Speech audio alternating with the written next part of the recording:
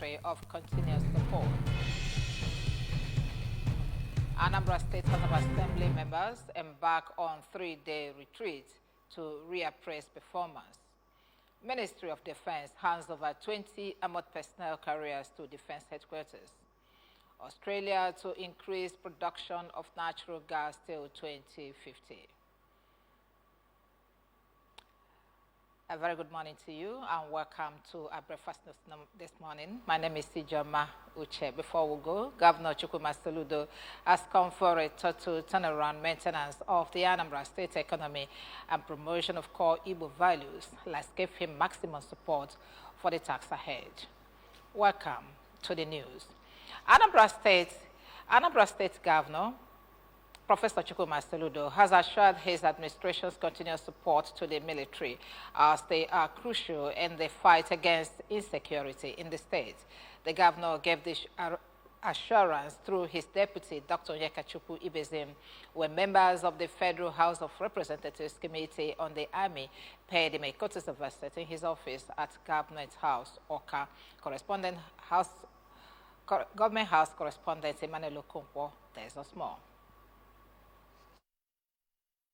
Welcomed the honorable members, commended them on various efforts towards the establishment of relevant laws that will better the lives of the people, explaining that there is the existence of a good working relationship between members of the Federal House of Representatives in the state and his government, irrespective of party affiliation. So according to him, the utmost target is to achieve a livable state for the Anambra. Governor Soludo, while intimating the honorable members on various achievements of his administration for the state, said that through collaboration with the military and other uniformed men in the state, significant feat has been achieved in the security apparatus of the state, promising to sustain the tempo of the partnership, especially with the military. The governor used the opportunity to call on Nigerians to come together and rebuild the country. So according to him, they have no other country to call their own, while reminding them that the economic crunch in Nigeria presently will only last for a while, as there is still hope for the nation's greatness. We have a structured, fortified effort from Mr. Governor, working with the military that you're seeing here. As I say, we have laid down their lives. But the fight is still on, just like you said, the chairman, just like you said. We brought it largely down, and we're even aiming to get it to zero. In a remark earlier, the Deputy Chairman, Federal House of Representatives Committee on Army, Honorable David Ogewu, explained that the team came for an oversight function in Anambra to know how the military is faring and to seek support for them in the state. Honorable Ogewu commended Governor Soludo for his support to the military in the state and appealed for the sustenance of the gesture. He asks you to continue to support them and to see how this operation remains successful until this insecurity is brought to the barest minimum, if possible, to the end of it. This is why we are here also to see that they are fine and they are good. In a vote of thanks, the member representing Orumba North and South Federal Constituency at the Green Chamber, Honorable Chinwe Nnabuife, while commending Governor Soludo for rebuilding Anambra, appreciated the military for their contribution to ensuring adequate security of life and property in Anambra. Mr. Governor is the solution to Anambra State, and for that we're very grateful to God Almighty for giving us such a wonderful governor. From the staples of the Anambra State government and the wonderful people of Anambra State, we want to say a very, very big thank you to the members of the Committee on Army that are here for their oversight functions. I also want to say a very, very big thank you to the men of the military force that are ensuring that Anambra State enjoys a sizable level of security. From Government House in Oka, I am Emmanuel Okonkwo, reporting for ABS News. Unizik Business School, Oka, has commenced its 6th Hybrid International Conference. The opening ceremony of the conference was held at the ASU Secretariat of Nnamdi Azikiwe University, Awka. The ongoing conference has as its theme climate and environmental challenges, advancing the frontiers of disruptive innovations in Africa. Correspondent Queen Anibogo for this report taken from our studios. At the 3-day conference were students, staff of the university, and other attendees who were participating visually and physically from within and outside Nigeria. The Vice Chancellor, Nnamdi Azikiwe University, Awka, Professor Charles Esimone, while declaring the conference open, saying the theme of the conference is Garment to the Extant Global Focus on Sustainable Development, complied by the thoughtless manners in which humankind had exploited the Earth's resources. He said that today the consequences of these are manifesting in pollution, deforestation, desertification, global warming, and ozone layer depletion, constituting health hazards to humankind and other biospecies. Professor Esimone noted that pertinent question arises as to how African countries can contain the dangers of environmental degradation without compromising their development, hence the need for the conference. Today, the consequences of these are manifesting in pollution, land, water, and soil deforestation, desertification, global warming, and ozone layer depletion. The keynote speaker, Professor Mohamed Isami from Morocco, speaking on the topic Climate Finance, a paradigm shift, noted that damages of climate change on developing countries, many investment channels through which they can source funding to help them mitigate climate change, and disclose how climate funds have supported Morocco to become a renewable energy leader. The move point to sustainable, it's a career, and then sustainable, it's a ESG criteria that are today evolved in different ways, in different, say, business. The chairman of the occasion, Tofredlik Odibo, pointed out that climate change and environmental degradation are cankerworms that have eaten deep in the fabric of African society, saying that the onus lies on the society to protect the environment through disruptive innovation by cooperation, funding, as well as communities and government taking care of their responsibilities. The emergence of new communicable diseases and even non-communicable diseases. The impact it has on the ecosystem and the biodiversity. The director of UNIZIK Business School, Professor Chinedu Onyizugbe, explained that conferences of this nature are not just annual rituals, and rather among the reasons the institutions such as theirs are established, adding that the gathering will, among other things, bring about the cross-fertilization of ideas in addition to demonstrating the convergence in most academic disciplines. Mentioning the challenges and achievements of the business school, Professor Onyezigbo said they shall continue to provide solutions to the world challenges through the framework of business education. The lead paper presenter, Professor Oke Ikechukwu, who spoke on transcontinental dimension to environmental challenges, pointed out the 11 sinking cities around the globe because of man-made actions, of which Lagos is one of them, and addressed that for innovation to have a positive impact, it must have content and be people relevant. Award presentation to deserving individuals added glamour to the opening ceremony of the conference. Members of the Anambra State House of Assembly and its key staff have commenced a 3-day retreat to keep members abreast with their legislative functions, while also appraising achievements since the 8th Assembly was inaugurated, seeking avenues to improve their performance. Correspondent Kenechukwu Chukwude.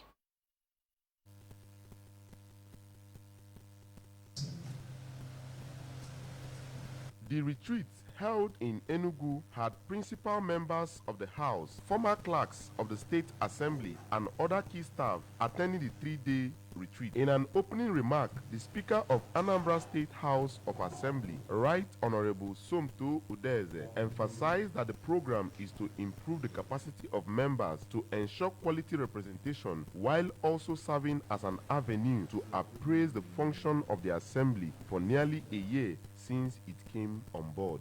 During the negotiation training, we were able to identify areas of the need for training for members. And for the past 10 months, we have done a lot.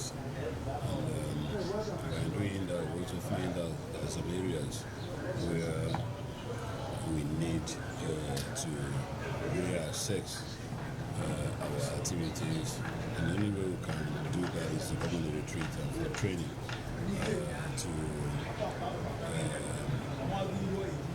to expand our scope of understanding of legislative functions. The Deputy Speaker of the Assembly, Right Honorable Chukwuma Okoye, noted that the retreat will help the 30 members of the State Assembly to be better equipped in discharging their responsibilities. A former clerk of the State Assembly, Mr. Pius Udo, who moderated the event, also took participants on the review of the 8th Assembly agenda, where issues bordering on legislative process and host of other agenda were appraised to know the level of progress achieved and where to improve on. In a lecture centered on oversight as a tool for good governance, Professor Ikenna Alumona of Political Science, Chukwuemeka Odumegu Ojukwu University, Igbariam, explained that oversight is one of the basic functions of the legislature, and it is imperative to ensure good governance based on transparency, rule of law, efficiency, and accountability. Honorable Ejike Okechukwu, a member representing Anochatu constituency, said that it would help members on personal appraisal of their representation. In their remarks, the member representing Obaru constituency 1, Honorable Nobu Igwe, the member representing Agwata constituency 2, Honorable Tony Mobike, and the member representing Idemili South constituency, Honorable Ebuka Igwe, all agreed that the retreat and the knowledge garnered are imperative in helping them become better legislators and improve their performance. The three-day retreat will see the legislative members taking through lectures centered on an overview of the committee system, among other lectures. From Enugu, it's been Kenechukwu Chokwodi. Operation Clean and Healthy Anambra Orcha Brigade, in collaboration with Anambra State Traffic Management Agency, ATMA, has impounded vehicles for illegal parking from tollgate exits Obunike down to Bridgehead exits and Ochanja Market Onitsha exits of the state. This was during our joint enforcement led by the Managing Director Orcha Brigade, Comrade Celestine Anere, to decongest traffic and removing illegally parked vehicles and trucks along the major roads. We have detailed reports. Follows constant complaints from road users who complain about how such illegal parking causes intense gridlocks during rush hours in the areas. According to Comrade Anere, the agency, in continuation of a general enforcement operation to unlock every traffic bottleneck and congestion across the state, will continue to impound vehicles over illegal parking in the state. He said the exercise is being carried out in collaboration with ATMA, regretting the discomfort these private and commercial bus drivers cause for other members of the public. The Orcha Brigade boss reassured that the agency will continue to ensure free flow of traffic by scaling up enforcement and clamp down on stubborn private and commercial bus drivers, as violators would face charges going forward. The Federal Road Safety Corps, FRSC, Anambra State Command, has warned motorists against overloading and overspeeding while plying on the roads in the state.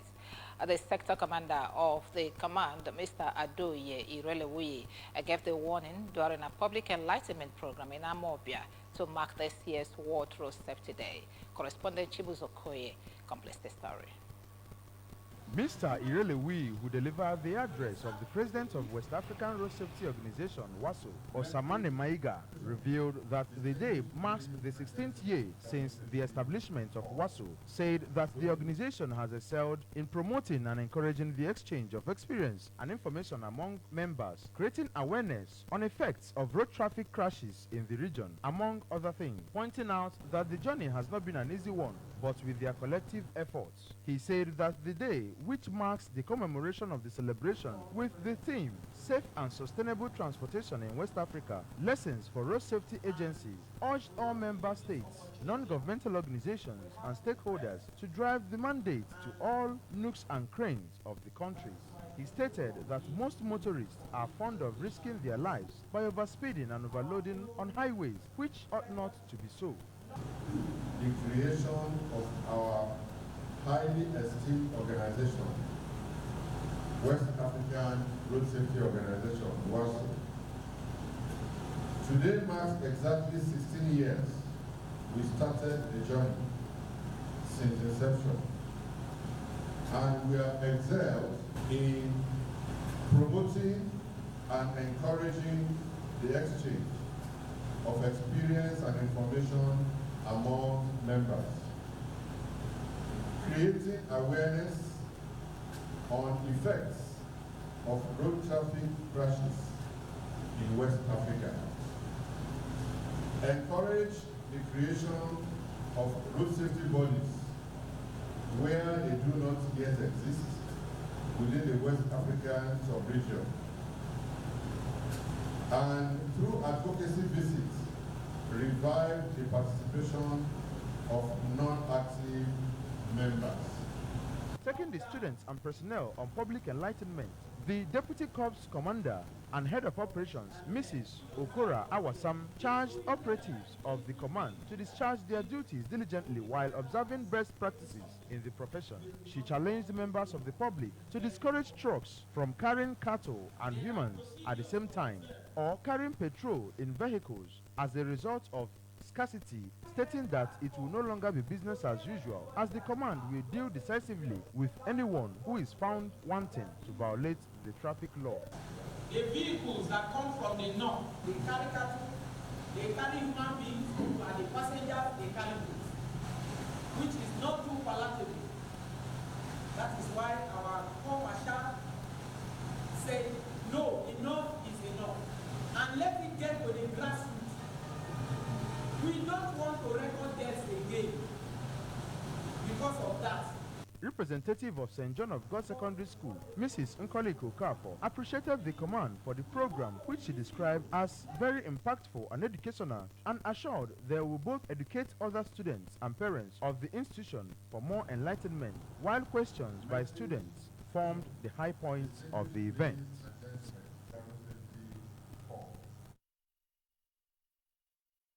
Defense has handed over 20 newly acquired armored personnel carriers to the defense headquarters to enhance the professional capabilities of troops of the Nigerian Armed Forces. This is contained in a statement by Dr. Ibrahim Kana, Permanent Secretary of the MOD in Abuja.